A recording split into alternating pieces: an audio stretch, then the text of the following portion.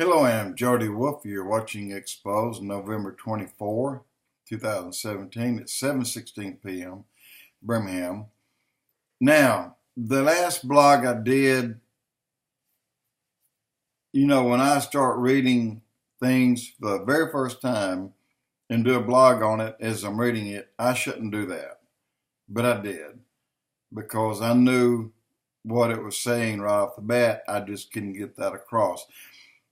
The point of it is, when you start taking transgenders, and if it's a guy and he started first, he's got breast, and now he's able to use the girls' restroom, this sends a very mixed picture and example to straight girls and guys, which is the vast majority of the world's population.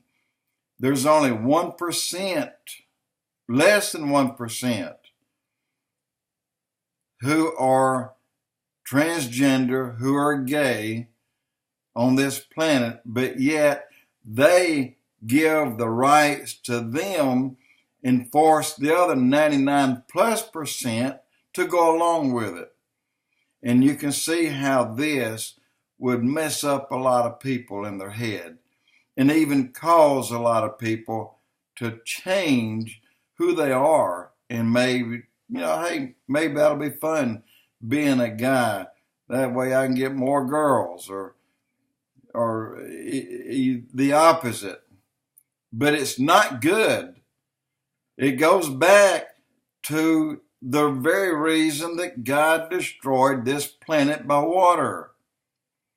Goes back to confusion. Goes back to men mating anything that walked. And guys, Sodom and Gomorrah, when these two cities and two others were destroyed, it's laws that are put into place by evil leaders. Loretta Lynch was exactly one of those, where she would force a school to take a guy that had a ding-dong, and he already had the boob job done, but now he can use the girls' restroom. Well, I'm going to tell you what, he's in there more than just acting like a female. He's in there getting his kicks. You heard those songs, Get Your Kicks on Route 66. Well, they're getting their kicks all over the country doing this stuff. And it's wrong. It's wrong to force your daughter or your grandson or your granddaughter or anyone to have to be in a room dressing for gym or changing or clean, something, when there's a guy there. Or if you're in a girls' or guys' restroom, you got a girl there. That's not right. That's forcing and implementing a law that is an illegal law to begin with, because it steps on our Constitution. And our Constitution forbids such a thing. Forbids it. But when you saw the picture of our 5 presidents, one of them is standing up smoking and his foot is on the Constitution. That is the one that made me sick at my stomach. That is the one that screamed the loudest who Obama really is. He's the man that tried to do this. Now, let me tell you this, to be very clear. This is what Sessions did, is a temporary stop, okay? A temporary halt, because this is going to come back when this administration leaves. But when this administration leaves, which I hope will be 7 years from now, 7.5, that everything will have been put back in its order as God originally put it in order. So he's going to end abortion. put prayer back in the class. And with Roy Moore, put the Ten Commandments back where they belong. Put your hand on the Bible, your right hand up, and you swear on it. That's the way it should be. But yet Obama removed all of that through people like Loretta Lynch and through his own DOJ and through,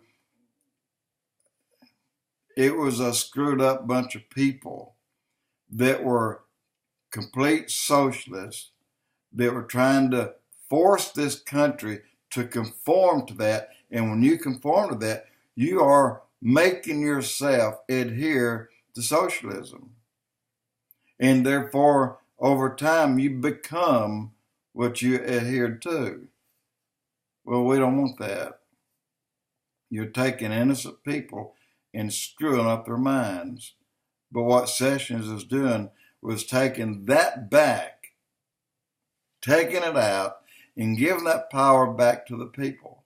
Saying you do not have to let that man, in fact, you don't let that man into girls' restrooms. Don't enforce that. Don't do it. And the man, the boy, as long as he's in this school, then he'll be treated as what he was born with. If he was born with a ding dong, he's a guy. If he's born with something else, he's a girl. But you can't change him up and then force the other 99.5% of the people to conform to you.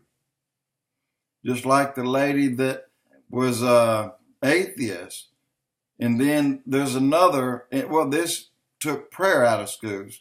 One person, less than 0.1% forced 99.9% to conform to them. Like Trump said recently, there are more Christians in this country that if you all stood together, then you wouldn't have to have other people running interference for you and trying to force laws when you can stand up and demand laws because you are the majority. And we should do that. We should pay attention to the power that we do have and use it in the way that needs to be used. And we should have told Lynch, oh, hell no. There's no boy coming into our girls' restroom, period. We don't care what you say, because our Constitution forbids it. But yet she, like Obama, was trashing the Constitution and making people, schools, churches, enforce illegal written laws and rules. So that's why we should kick that out and try to get back to normal. Because one day, again, when Trump leaves, then the next person that comes in will be so deadly liberal. That's when this country falls. And that's when finally this country will be handed over on a silver platter to those who will dissect the United States of America and bring anybody in they want and even give up parts of this country to other countries. Well, for now, thank God we don't have to do that. So when I did a blog a few days ago, I said, well, it looks like the rapture may be put on hold for a while. This is very specifically what I'm talking about. There has to be time for certain things to take place. Trump's in here by divine appointment, and he will do the work that God wanted him to do before he is taken out. And I stand with Trump. I stand with Israel. 100%. Jody Wolf Expoz.